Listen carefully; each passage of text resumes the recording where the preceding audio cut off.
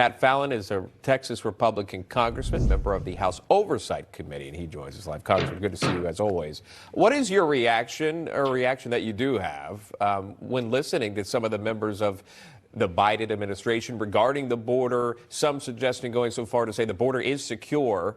Are these serious comments? Are you hoping that these hearings create some difference in how the border is being handled?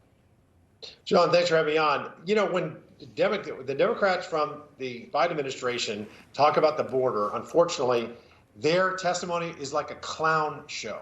They are terribly incompetent, and it looks as if this is deliberate because they're not telling the truth. How in the world can you describe this border being secure when we had never had a month in our history of over 200,000 illegal border crossings, and yet the last 10 months in a row have been over 200,000 illegal border crossings?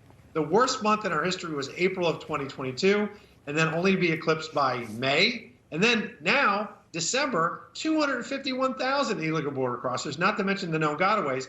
It went from a crisis to a catastrophe, and now we're nearing a collapse.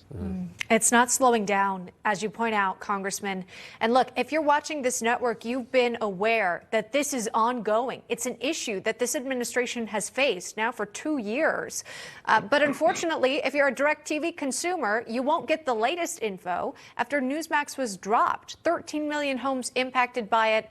I know, Congressman, a number of Republican colleagues of yours have called it censorship, signing on to a letter calling for an investigation into the matter.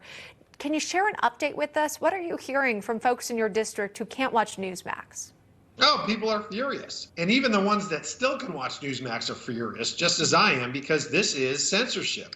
And this is very dangerous for our country. I want to hear. The most important diversity, Emma, that we have in this country is the diversity of thought.